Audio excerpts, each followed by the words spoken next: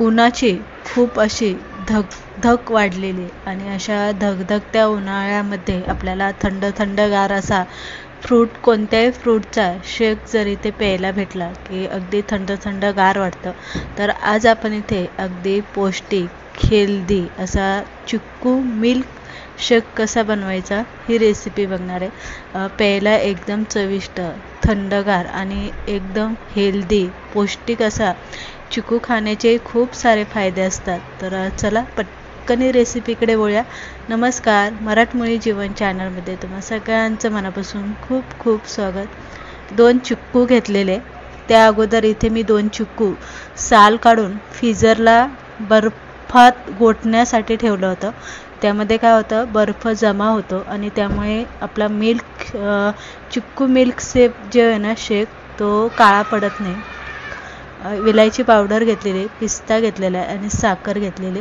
2 glass मी एकदम थंड असं दूध उकळून थंड केलेलं आहे. फ्रीजला ठेवायचं आणि एकदम थंडगार असं आपल्याला हे दूध इथे घ्यायचं.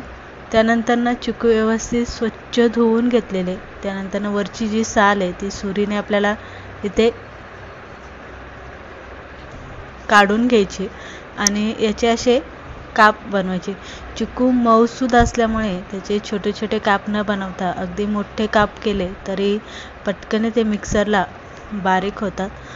तर इथे या पद्धतीने आपण इथे साल काढून घेतलेले.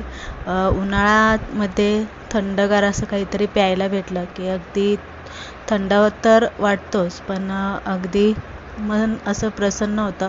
मुलांनासुद्धा सुट्ट्या लागलेल्या आणि मधल्या वेळेत दुपारच्या बारी काहीतरी मुलांना हेल्दी आणि पौष्टिक म्हणून सुद्धा आपण इथे फळांचा शेक इथे बनवून देऊ शकतो.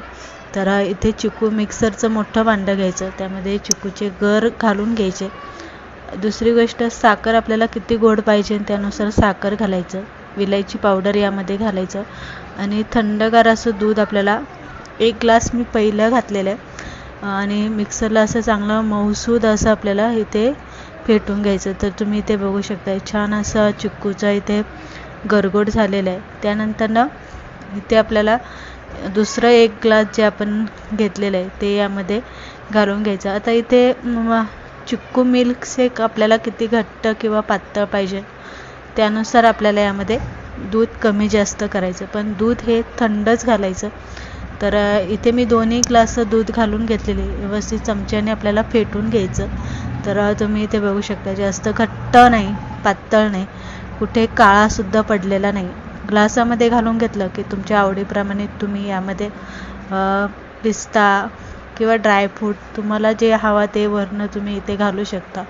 मस्त असा थंडगार आपला चिक्कूचा मिल्क शेक इथे बनवून तयार झालेला आहे. हेल्दी, पौष्टिक आणि बनवायला एकदम सोपं आहे. तर रेसिपी अगदी सोप्या पद्धतीने मी इथे दाखवलेली. तुम्हाला जर आवडली असेल तर लाईक करा आणि कशी वाटली ते कमेंट करून सुद्धा नक्की सांगा.